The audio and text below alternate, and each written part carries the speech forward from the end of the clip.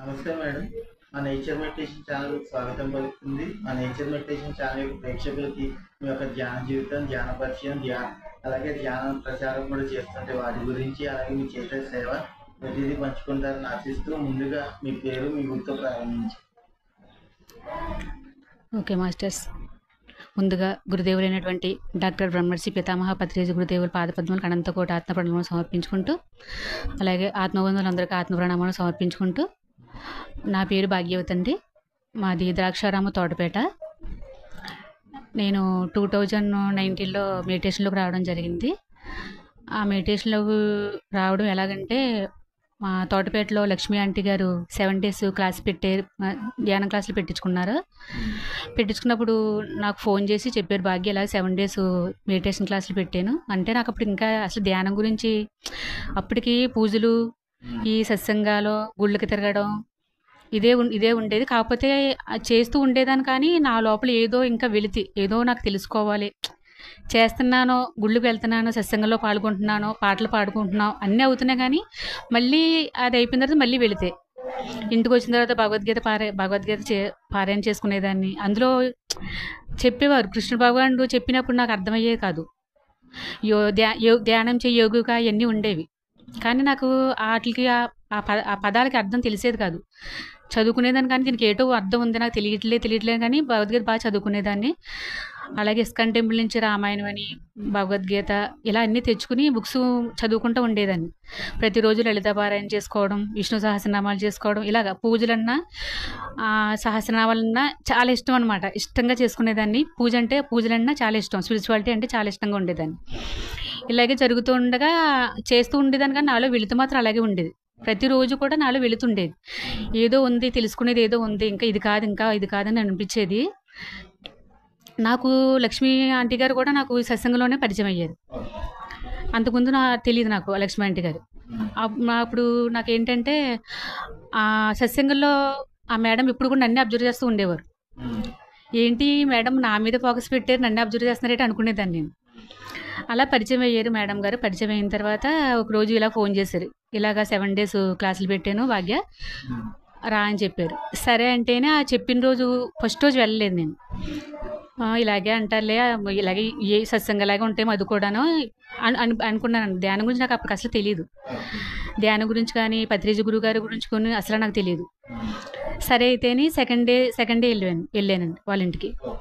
వెళ్ళిన తర్వాత మెడిటేషన్లో కూర్చోబెట్టారు. వెళ్ళగానే క్లాసులో ఒక అరగంట ఎంతో కూర్చోబెట్టిన తర్వాత నాకు కూర్చోగానే చాలా అద్భుతంగా, చాలా ఆనందంగా అనిపించింది. మెడిటేషన్లో కళ్ళు మూసి కూర్చోబెట్టగానే అనిపించిన తర్వాత, మెడిటేషన్ అయిపోయిన తర్వాత క్లాస్ చెప్పారు. ఆ రోజు రామారావు గారు వీళ్ళందరూ వచ్చారు.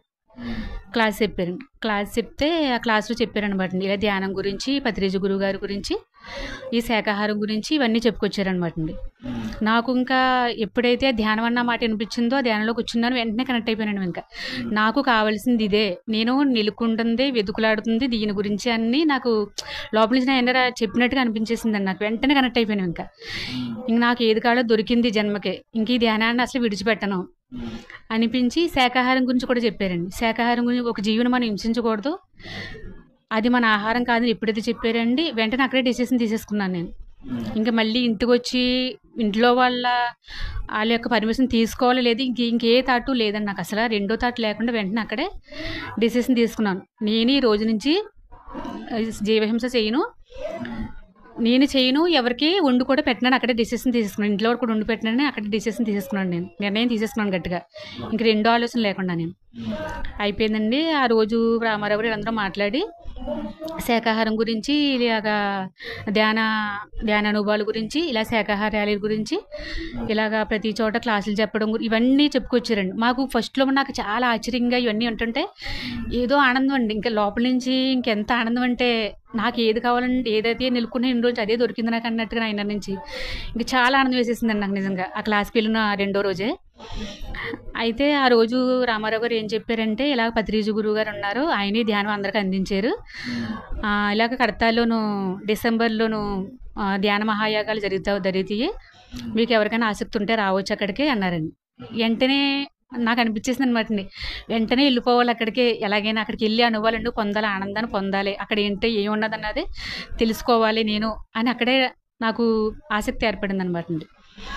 అయిపోయిందని క్లాస్ అయిపోయిన తర్వాత ఇంటికి వచ్చాను. ఇంటికి వచ్చిన తర్వాత కూడా మీరు ఇంటికి వెళ్ళిన తర్వాత కూడా మీకు ఏ టైంలో ఖాళీ ఉంటే ఆ టైంలో ధ్యానం చేసుకోవచ్చమ్మా, దీనికి టైమింగ్ అంటే ఏముండదు, నియమాలు అంటే ఏముండదు అని చెప్పారు అక్కడ. తర్వాత ఇంటికి వచ్చిన తర్వాత కూడా మళ్ళీ సాయంకాలం అట్లా ధ్యానంలో కూర్చున్నాను ఆ రోజు. చాలా అద్భుతంగా అనిపించేది. ఆ రోజు మా వారితో కూడా చెప్పాను అనమాట, నేను ఇంటికి వచ్చిన తర్వాత ఇలా క్లాస్కి వెళ్ళానంటే ఆంటీ గారు క్లాసులు పెట్టారంటేని. నేను అక్కడే డిసిషన్ తీసేసుకున్నానండి. మీ ఎవరి అభిప్రాయం అడగలే, నేను ఇంకా నాకు అడగాలనే ఆలోచన కూడా రాలేదండి. ఇలాగని చెప్పారు క్లాసులోను. జీవహింస చేయకూడదన్నారు, మనం తినకూడదు, ఎవరికి వండు కూడా పెట్టకూడదు, అది కూడా కర్మే అంట. అందుకని నా ఇన్నర్లోంచి ఏదైతే అనిపిస్తుందో అది అక్కడే డిసిషన్ తీసేసుకున్నాను నేను. మీరు ఏమనుకున్నా సరే నేను ఈ రోజు నుంచి తిన్ను, ఇంట్లో కూడా ఎవరికి వండనని అని నాకు నేను నిర్ణయం తీసుకున్నాను. మా వారు ఇంట్లో వాళ్ళు మానడం అంటే అండి, నేను ఎప్పుడైతే డిసిషన్ తీసుకున్నాను ఆ రోజు నుంచి ఇంట్లోకి తేవడం అయితే చేయలేదండి అసలు. మా వారు నన్ను అస్సలు ఇబ్బంది పెట్టలేదండి ఆ రోజు నుంచి కూడా. ఈ సందర్భంగా మా వారు కూడా హృదయపూర్వక కృతజ్ఞతలు చెప్పుకుంటున్నాను నేను. మా వారు కూడా గొప్ప మాస్టర్ అండి. నాకు ఆబ్జెక్ట్ కానీ దీన్ని నువ్వు తినకపోయి మా గుండె పెట్టకపోవడం వేయటం కానీ అసలు ఏమనలేదండి మా వారు. నన్ను నాకు పూర్తి సహాయ సహకారాలు మా ఇంట్లో వాళ్ళందరూ అందించారండి.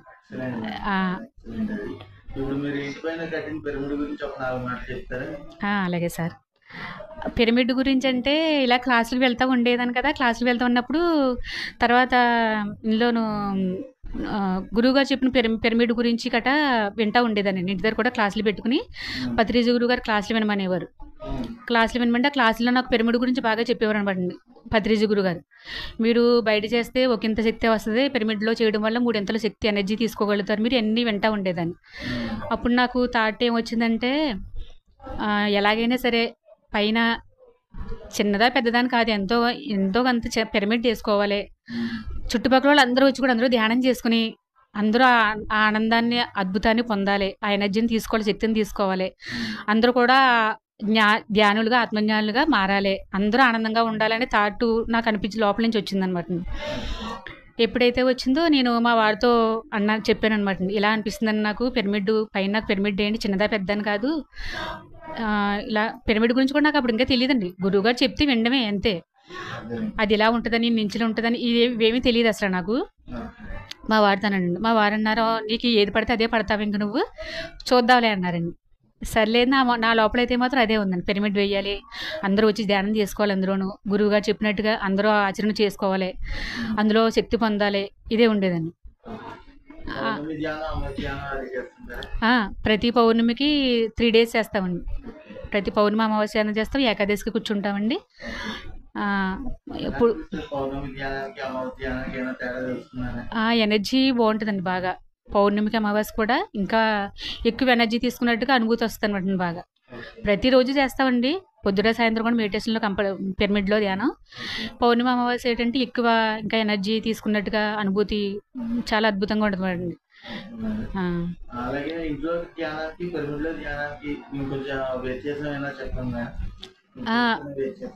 వ్యత్యాసం అంటే మామూలుగా మనం కూర్చున్నప్పుడు ఎనర్జీ వేరేగా ఉంటుందండి.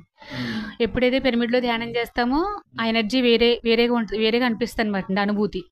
అంటే అది ఎవరికాల్లో కూర్చుని అనుభూతి చెందితే తెలుస్తుంది. నాకైతే మాత్రం ఆ వ్యత్యాసం తేడా తెలుస్తుందండి. ఎందుకంటే ఎప్పుడైతే మనం మెడిటేషన్లో డీప్ స్థితికి వెళ్తామో ఆ ఆనందమే వేరు. అది ఎవరికాల అనుభూతి చెందితేనే ఆనందం ఎవరికైనా అది ఆ రుచి తెలుస్తుంది. అలా నేను అది చాలా అనుభూతి పొందాను నిజంగా పిరమిడ్లో. అయితే మా పిరమిడ్లో చాలా అద్భుతంగా ఉంటుంది నిజంగా పిరమిడ్ ధ్యానం. అష్టలక్ష్మి పిరమిడ్ అండి. పిరమిడ్ సైజు 11x11 అండి.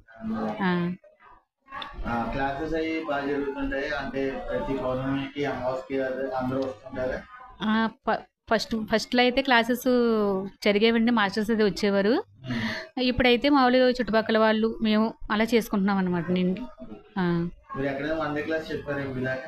లేదండి, ఇప్పటివరకు అసలు క్లాస్ చెప్పలేదండి. నాకైతే చాలాసార్లు వచ్చిందండి ఆఫర్స్, చాలాసార్లు ఫోన్లు వచ్చినాయి, కానీ నాకు ఇంకా ఏమో టైం రాలేదేమో అనుకున్నట్టుగా నేను మళ్ళీ సార్ వస్తానని చెప్తున్నాను అనమాట.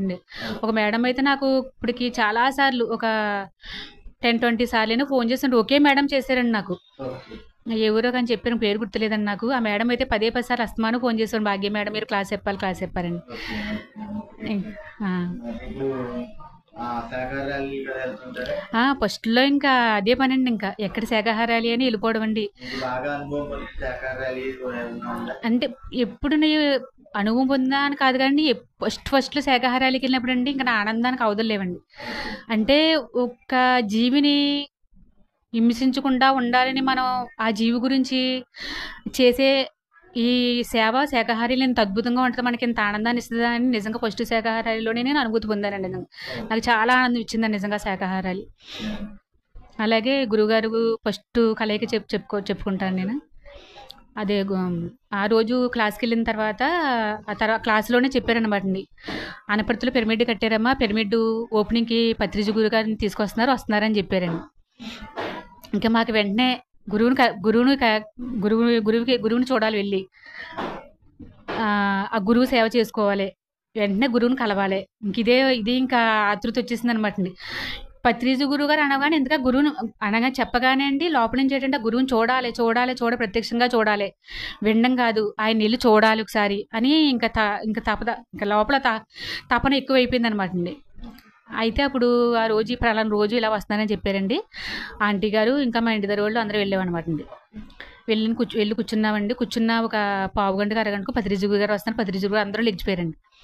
మేము కూడా లేచి నుంచున్నామండి. రోపు వచ్చారండి. మేము ఇలా కూర్చున్నామండి. పత్రిజీ గారు మా పక్కనే వచ్చి ఎదురుగుండా కూర్చున్నాను అనమాట అండి.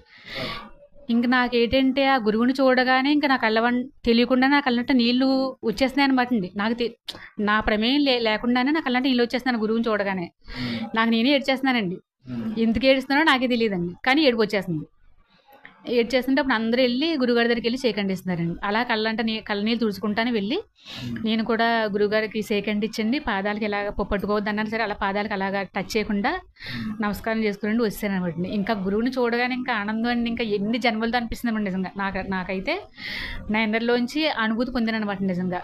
అంత ఆనంద అనుభూతి వచ్చిందనమాట నిజంగా. అంటే ఆనంద బాష్పాలు అంటారు కదండి, ఆ విధంగా అనుభూతి పొందానండి ఆ రోజు ఫస్ట్ గురువుని కలుసుకోవడం అండి. అది నాకు మరి ఇప్పుడు యువతలో ఉన్నారు కదా, వాళ్ళు ధ్యానంలోకి రావాలంటే శాకాహారంలో మారాలి, మీరు ఎంత సన్నిధిగా పెట్టుకుంటారు? అవునండి, నాకైతే చాలా సేవ చేసుకోవాలని అయితే నా లోపలైతే ఉందండి. అవకాశం ఇవ్వాలనే నేను కూడా ప్రకృతిని విశ్వాన్ని కోరుకుంటున్నాను. గురువుని నాకు అవకాశం కల్పించాలని ఈ సేవా మార్గంలో గురువుగారు ఏదైతే చెప్పారో మనకి, ఆయన ఏదైతే చెప్పారో అది ఆచరణలో పెట్టుకుని ఆ సేవా మార్గంలో ఉండాలని నాకు ఎప్పుడూ ఆ తపనే ఉంటుందండి. కాకపోతే నాకు అవకాశం ఇవ్వాలని మనస్ఫూర్తిగా ఆ గురువు గారిని ఆ ప్రకృతిని కోరుకుంటున్నాను. నిజంగా నాకైతే సేవ చేసుకోవాలని మనసా వాచ కర్మణ ఉందండి. పూర్తిగా సేవ చేసుకుంటాను కూడా నేను. మరి ఇప్పుడు చెట్లు నరికేసి బిల్డింగ్లు కట్టడం లాంటిది, అలాగే పొలాలు తవ్వేసి చెరువుల్లో మార్చడం లాంటివి జరుగుతున్నాయి కదా, వాటిని చూస్తుంటే మీకు ఏమనిపిస్తుంది? చాలా బాధగా అనిపిస్తుంది. ఎందుకంటే ఎప్పుడైతే ప్రకృతిని మనం పెంచుతామో మనకు కూడా మనుగడ ఉంటుందండి. ప్రకృతి లేకపోతే మనం లేమండి అసలు. ఎందుకంటే ప్రకృతి ద్వారానే మనం ఆక్సిజన్ తీసుకుంటున్నాం. ఆ ప్రకృతి లేకపోతే ఇంక మనం ఎక్కడ ఉన్నామండి? ఈ బిల్డింగులు ఇవన్నీ ఎక్కువైపోయిన తర్వాతే ఈ వాతావరణం ప్రకృతి కూడా మారిపోయిందండి. ఎక్కడికక్కడ ఈ వేడి ఎక్కువైపోవడానికి, వర్షాలు పడకపోవడానికి కారణం కూడా ప్రకృతిని మనం ధ్వంసం చేయడమే ఒక కారణం అండి. చూస్తున్నాం కదండి, సరే సకాలంలో వర్షాలు పడట్లేదు, వేడి ఎక్కువైపోయిందండి భూమి మీద. ఇక్కడ ఏంటంటే ఇంకోటి ఏంటంటే ఈ ప్లాస్టిక్ వాడకం ఎక్కువైపోయిందండి బాగా. దానివల్ల కూడా మనం బాగా పొల్యూట్ చేసేస్తున్నామండి భూమాతని, ప్రకృతిని కూడా. ఏంటంటే ప్లాస్టిక్ వాడకం ఎప్పుడైతే తగ్గించండి మన ప్రకృతిని పెంచుకుంటామో, ఎక్కడికక్కడ మొక్కల్ని పెంచుకుంటామండి, అప్పుడే మనకి మన జీవన విధానం కూడా అద్భుతంగా ఆనందంగా ఉంటుందని నా యొక్క